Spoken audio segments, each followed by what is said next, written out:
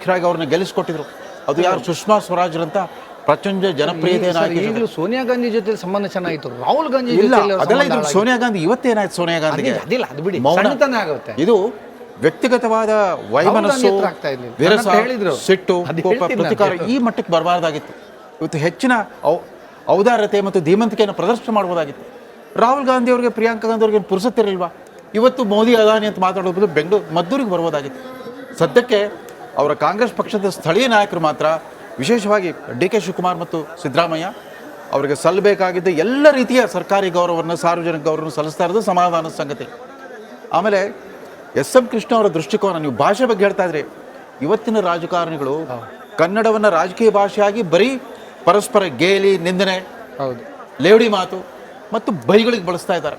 ಕನ್ನಡ ಭಾಷೆ ಮೇಲೆ ನಿರಂತರ ಅತ್ಯಾಚಾರ ಆಗ್ತಾ ಇದೆ ಕರ್ನಾಟಕ ರಾಜಕಾರಣದಲ್ಲಿ. ಆದರೆ ಕೃಷ್ಣರವರ ಭಾಷೆಯ ಸೊಗಸು ಯಾವ ಥರ ಅಂದರೆ, ಕಳೆದ ವರ್ಷ ಜನವರಿ 1, 2023 ಬೆಂಗಳೂರು ಮೈಸೂರು ಎಕ್ಸ್ಪ್ರೆಸ್ ಹೈವೇ, ಆ ನೂತನವಾದ ರಾಷ್ಟ್ರೀಯ ಹೆದ್ದಾರಿಗೆ ನಾಲ್ವಡಿ ಕೃಷ್ಣರಾಜ ಒಡೆಯರ್ ಹೆಸರು ಇಡಬೇಕು ಅಂತಂದ್ಬಿಟ್ಟು ನಿತಿನ್ ಗಡ್ಕರಿ ಅವ್ರಿಗೊಂದು ಪತ್ರ ಬರೆದ್ರು. ಅವತ್ತು ಮುಖ್ಯಮಂತ್ರಿ ಬೊಮ್ಮಾಯಿ ಅವರಿದ್ದರು, ಅವ್ರಿಗೊಂದು ಪತ್ರ ಬರೆದ್ರು. ಅದಕ್ಕೆ ಕಾರಣ ಏನು ಕೊಡ್ತಾರೆ ಗೊತ್ತಾ? ಎಸ್.ಎಂ. ಕೃಷ್ಣ ಅವರ ದೃಷ್ಟಿಕೋನ ಯಾವ ಥರ, ಸೈದ್ಧಾಂತಿಕ ಮಡವಂತಿಕೆ ಇರಲಿಲ್ಲ. Shri S M. Krishna said, Nalwadi Krishnaraja Wodeyar during his nearly 4 decades of rule cultivated humanistic vision of community coexistence that shaped the Mysore culture rich in heritage and customs. ಸಂಪ್ರದಾಯ ಮತ್ತು ವಿವಿಧ ಆಚರಣೆಗಳಿಗೆ ಪ್ರಸಿದ್ಧವಾಗಿದ್ದ ಆ ಮೈಸೂರಿನ ಸಂಸ್ಕೃತಿಗೆ ನಾಲ್ವಡಿ ಕೃಷ್ಣರಾಜ ಒಡೆಯರು ವಿವಿಧ ಜನಾಂಗಗಳ ಸಹಬಾಳ್ವೆಯ ತಮ್ಮ ಮಾನವತಾವಾದಿ ದೃಷ್ಟಿಕೋನವನ್ನು ತಂದುಕೊಟ್ಟು ಅದನ್ನು ಶ್ರೀಮಂತಗೊಳಿಸಿದ್ರು ಅಂತಂದು.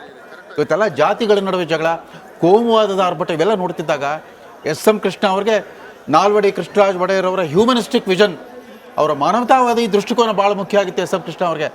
ಆ ಕಾರಣಕ್ಕಾಗಿ ಅವ್ರ ಹೆಸರಿಡಿ ಅಂತಂದ್ಬಿಟ್ಟು ಅವತ್ತಿನ ಸಂಸದ ಪ್ರತಾಪ್ ಸಿಂಹ ಅವರು ಅದಕ್ಕೆ ಕಾವೇರಿ ಹೈವೇ ಅಂತ ಇಡಿ ಅಂತಿದ್ದರು. ಅದಕ್ಕೆ ಒಪ್ಪಲಿಲ್ಲ ಅವರು. ನಾಲ್ವಡಿ ಕೃಷ್ಣರಾಜ ಒಡೆಯರ್ ಹೆಸರಿಡಿ ಅಂತ ಪತ್ರ ಬರೆದ್ರು. ಅದಾದಮೇಲೆ ಕೇಂದ್ರ ಸರ್ಕಾರವಾಗಲಿ ರಾಜ್ಯ ಸರ್ಕಾರ ಇನ್ನೂ ಒಂದು ನಿರ್ಧಾರ ಕೈಗೊಳ್ಳಿಕ್ಕಾಗಿಲ್ಲ. ಈಗಲಾದರೂ ಕೂಡ ಎಸ್.ಎಂ. ಕೃಷ್ಣ ಅವರ ಗೌರವಾರ್ಥವಾಗಿ ನಾಲ್ವಡಿ ಕೃಷ್ಣರಾಜ ಒಡೆಯರ್ ಹೆಸರಿಟ್ರೆ ಇದಕ್ಕೂ ಅನ್ವರ್ಥಕವಾಗುತ್ತೆ. ಅವ್ರು ಕೃಷ್ಣ ಅವ್ರಿಗೆ ಸಲ್ಲಿಸಬೇಕಾದ ನಿಜವಾದ ಗೌರವ ಆಗುತ್ತೆ.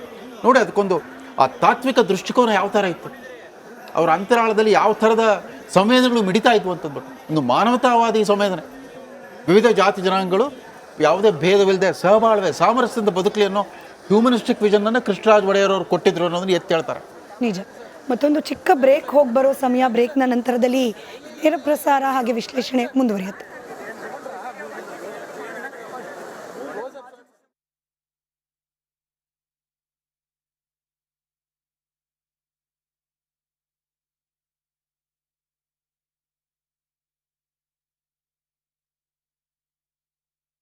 ಅಧ್ಯಕ್ಷರಾಗಿ ಅವ್ರನ್ನ ಗೆಲ್ಲಿಸ್ಕೊಟ್ಟಿದ್ರು.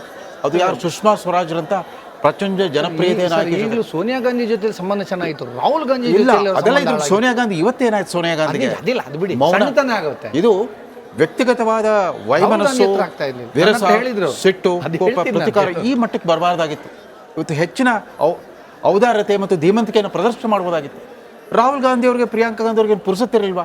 ಇವತ್ತು ಮೋದಿ ಅದಾನಿ ಅಂತ ಮಾತಾಡೋದು ಮದ್ದೂರಿಗೆ ಬರ್ಬೋದಾಗಿತ್ತು. ಸದ್ಯಕ್ಕೆ ಅವರ ಕಾಂಗ್ರೆಸ್ ಪಕ್ಷದ ಸ್ಥಳೀಯ ನಾಯಕರು ಮಾತ್ರ, ವಿಶೇಷವಾಗಿ ಡಿ.ಕೆ. ಶಿವಕುಮಾರ್ ಮತ್ತು ಸಿದ್ದರಾಮಯ್ಯ ಅವರಿಗೆ ಸಲ್ಲಬೇಕಾಗಿದ್ದ ಎಲ್ಲ ರೀತಿಯ ಸರ್ಕಾರಿ ಗೌರವವನ್ನು, ಸಾರ್ವಜನಿಕ ಗೌರವವನ್ನು ಸಲ್ಲಿಸ್ತಾ ಇರೋದು ಸಮಾಧಾನದ ಸಂಗತಿ. ಆಮೇಲೆ ಎಸ್.ಎಂ. ಕೃಷ್ಣ ಅವರ ದೃಷ್ಟಿಕೋನ, ನೀವು ಭಾಷೆ ಬಗ್ಗೆ ಹೇಳ್ತಾ ಇದ್ರಿ, ಇವತ್ತಿನ ರಾಜಕಾರಣಿಗಳು ಕನ್ನಡವನ್ನು ರಾಜಕೀಯ ಭಾಷೆಯಾಗಿ ಬರೀ ಪರಸ್ಪರ ಗೇಲಿ, ನಿಂದನೆ, ಲೇವಡಿ ಮಾತು ಮತ್ತು ಬೈಗಳಿಗೆ ಬಳಸ್ತಾ ಇದ್ದಾರೆ. ಕನ್ನಡ ಭಾಷೆ ಮೇಲೆ ನಿರಂತರ ಅತ್ಯಾಚಾರ ಆಗ್ತಾ ಇದೆ ಕರ್ನಾಟಕ ರಾಜಕಾರಣದಲ್ಲಿ. ಆದರೆ ಕೃಷ್ಣರವರ ಭಾಷೆಯ ಸೊಗಸು ಯಾವ ಥರ ಅಂದರೆ, ಕಳೆದ ವರ್ಷ ಜನವರಿ 1, 2023 ಬೆಂಗಳೂರು ಮೈಸೂರು ಎಕ್ಸ್ಪ್ರೆಸ್ ಹೈವೇ, ಆ ನೂತನವಾದ ರಾಷ್ಟ್ರೀಯ ಹೆದ್ದಾರಿಗೆ ನಾಲ್ವಡಿ ಕೃಷ್ಣರಾಜ ಒಡೆಯರ್ ಹೆಸರು ಇಡಬೇಕು ಅಂತಂದ್ಬಿಟ್ಟು ನಿತಿನ್ ಗಡ್ಕರಿ ಅವ್ರಿಗೊಂದು ಪತ್ರ ಬರೆದ್ರು. ಅವತ್ತು ಮುಖ್ಯಮಂತ್ರಿ ಬೊಮ್ಮಾಯಿ ಅವರಿದ್ದರು, ಅವ್ರಿಗೊಂದು ಪತ್ರ ಬರೆದ್ರು. ಅದಕ್ಕೆ ಕಾರಣ ಏನು ಕೊಡ್ತಾರೆ ಗೊತ್ತಾ? ಎಸ್.ಎಂ. ಕೃಷ್ಣ ಅವರ ದೃಷ್ಟಿಕೋನ ಯಾವ ಥರ, ಸೈದ್ಧಾಂತಿಕ ಮಡವಂತಿಕೆ ಇರಲಿಲ್ಲ. Shri S M. Krishna said, Nalwadi Krishnaraja Wodeyar during his nearly 4 decades of rule cultivated humanistic vision of community coexistence that shaped the Mysore culture rich in heritage and customs.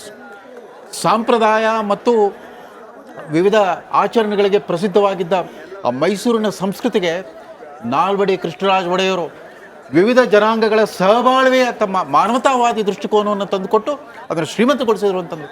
ಇವತ್ತೆಲ್ಲ ಜಾತಿಗಳ ನಡುವೆ ಜಗಳ, ಕೋಮುವಾದದ ಆರ್ಭಟ ಇವೆಲ್ಲ ನೋಡ್ತಿದ್ದಾಗ ಎಸ್ ಎಂ ಕೃಷ್ಣ ಅವ್ರಿಗೆ ನಾಲ್ವಡಿ ಕೃಷ್ಣರಾಜ ಒಡೆಯರ್ ಅವರ ಹ್ಯೂಮನಿಸ್ಟಿಕ್ ವಿಷನ್, ಅವರ ಮಾನವತಾವಾದಿ ದೃಷ್ಟಿಕೋನ ಭಾಳ ಮುಖ್ಯ ಆಗಿತ್ತು ಎಸ್ ಎಂ ಕೃಷ್ಣ ಅವ್ರಿಗೆ. ಆ ಕಾರಣಕ್ಕಾಗಿ ಅವ್ರ ಹೆಸರಿಡಿ ಅಂತಂದ್ಬಿಟ್ಟು ಅವತ್ತಿನ ಸಂಸದ ಪ್ರತಾಪ್ ಸಿಂಹ ಅವರು ಅದಕ್ಕೆ ಕಾವೇರಿ ಹೈವೇ ಅಂತ ಇಡಿ ಅಂತಿದ್ದರು. ಅದಕ್ಕೆ ಒಪ್ಪಲಿಲ್ಲ ಅವರು. ನಾಲ್ವಡಿ ಕೃಷ್ಣರಾಜ ಒಡೆಯರ್ ಹೆಸರಿಡಿ ಅಂತ ಪತ್ರ ಬರೆದ್ರು.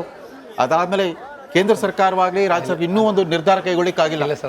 ಈಗಲಾದರೂ ಕೂಡ ಈಗಲಾದರೂ ಕೂಡ ಎಸ್ ಎಂ ಕೃಷ್ಣ ಅವರ ಗೌರವಾರ್ಥವಾಗಿ ನಾಲ್ವಡಿ ಕೃಷ್ಣರಾಜ ಒಡೆಯರ್ ಹೆಸರಿಟ್ರೆ ಇದಕ್ಕೂ ಅನ್ವರ್ಥಕವಾಗುತ್ತೆ. ಅವ್ರು ಕೃಷ್ಣ ಅವ್ರಿಗೆ ಸಲ್ಲಿಸಬೇಕಾದ ನಿಜವಾದ ಗೌರವ ಆಗುತ್ತೆ. ನೋಡಿ, ಅದಕ್ಕೊಂದು ಆ ತಾತ್ವಿಕ ದೃಷ್ಟಿಕೋನ ಯಾವ ಥರ ಇತ್ತು, ಅವರ ಅಂತರಾಳದಲ್ಲಿ ಯಾವ ಥರದ ಸಂವೇದನೆಗಳು ಮಿಡಿತಾ ಇದ್ವು ಅಂತಂದ್ಬಿಟ್ಟು ಒಂದು ಮಾನವತಾವಾದಿ ಸಂವೇದನೆ. ವಿವಿಧ ಜಾತಿ ಜನಾಂಗಗಳು ಯಾವುದೇ ಭೇದವಿಲ್ಲದೆ ಸಹಬಾಳ್ವೆ ಸಾಮರಸ್ಯದಿಂದ ಬದುಕಲಿ ಅನ್ನೋ ಹ್ಯೂಮನಿಸ್ಟಿಕ್ ವಿಷನ್ ಕೃಷ್ಣರಾಜ ಒಡೆಯರ್ ಅವರು ಕೊಟ್ಟಿದ್ರು ಅನ್ನೋದನ್ನ ಎತ್ತಿ ಹೇಳ್ತಾರೆ. ನಿಜ. ಮತ್ತೊಂದು ಚಿಕ್ಕ ಬ್ರೇಕ್ ಹೋಗಿ ಬರೋ ಸಮಯ. ಬ್ರೇಕ್ನ ನಂತರದಲ್ಲಿ ನೇರ ಪ್ರಸಾರ ಹಾಗೆ ವಿಶ್ಲೇಷಣೆ ಮುಂದುವರಿಯುತ್ತೆ.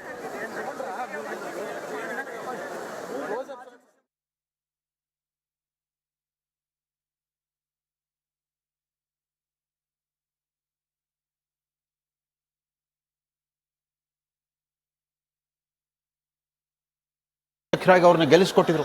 ಅದು ಯಾರು? ಸುಷ್ಮಾ ಸ್ವರಾಜ್ ಅಂತ ಪ್ರಚಂಡ ಜನಪ್ರಿಯತೆ ಈಗಲೂ ಸೋನಿಯಾ ಗಾಂಧಿ ಜೊತೆ ಸಂಬಂಧ ಚೆನ್ನಾಗಿತ್ತು. ರಾಹುಲ್ ಗಾಂಧಿ ಇಲ್ಲ, ಅದೆಲ್ಲ ಇದು ಸೋನಿಯಾ ಗಾಂಧಿ ಇವತ್ತೇನಾಯ್ತು? ಸೋನಿಯಾ ಗಾಂಧಿಗೆ ಇದು ವ್ಯಕ್ತಿಗತವಾದ ವೈಮನಸ್ಸು, ವಿರಸ, ಸಿಟ್ಟು, ಕೋಪ, ಪ್ರತಿಕಾರ ಈ ಮಟ್ಟಕ್ಕೆ ಬರಬಾರ್ದಾಗಿತ್ತು.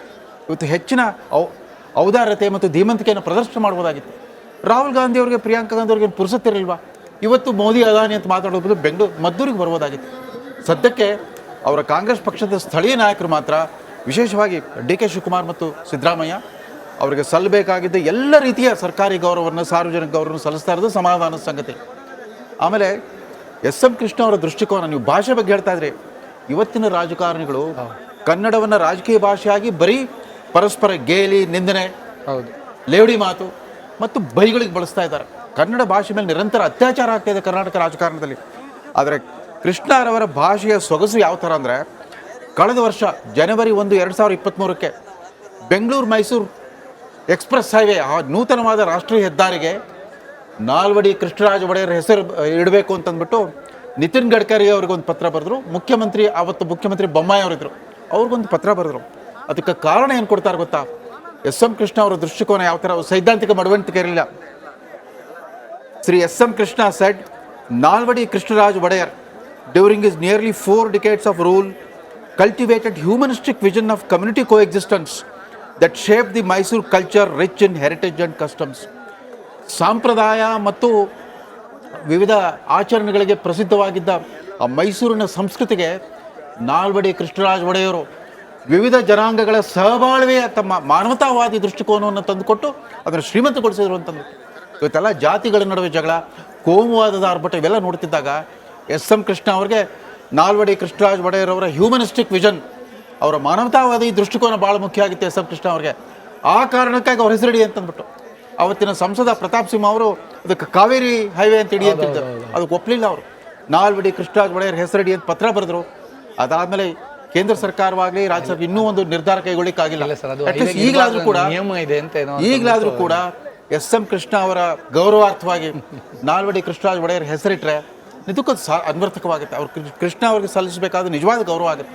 ನೋಡಿ, ಅದಕ್ಕೊಂದು ಆ ತಾತ್ವಿಕ ದೃಷ್ಟಿಕೋನ ಯಾವ ಥರ ಇತ್ತು, ಅವರ ಅಂತರಾಳದಲ್ಲಿ ಯಾವ ಥರದ ಸಂವೇದನೆಗಳು ಮಿಡಿತಾ ಇದ್ವು ಅಂತಂದ್ಬಿಟ್ಟು ಒಂದು ಮಾನವತಾವಾದಿ ಸಂವೇದನೆ. ವಿವಿಧ ಜಾತಿ ಜನಾಂಗಗಳು ಯಾವುದೇ ಭೇದವಿಲ್ಲದೆ ಸಹಬಾಳ್ವೆ ಸಾಮರಸ್ಯದಿಂದ ಬದುಕಲಿ ಅನ್ನೋ ಹ್ಯೂಮನಿಸ್ಟಿಕ್ ವಿಷನ್ ಕೃಷ್ಣರಾಜ ಒಡೆಯರ್ ಅವರು ಕೊಟ್ಟಿದ್ರು ಅನ್ನೋದನ್ನ ಎತ್ತಿ ಹೇಳ್ತಾರೆ. ನಿಜ. ಮತ್ತೊಂದು ಚಿಕ್ಕ ಬ್ರೇಕ್ ಹೋಗಿ ಬರೋ ಸಮಯ. ಬ್ರೇಕ್ನ ನಂತರದಲ್ಲಿ ನೇರ ಪ್ರಸಾರ ಹಾಗೆ ವಿಶ್ಲೇಷಣೆ ಮುಂದುವರಿಯುತ್ತೆ.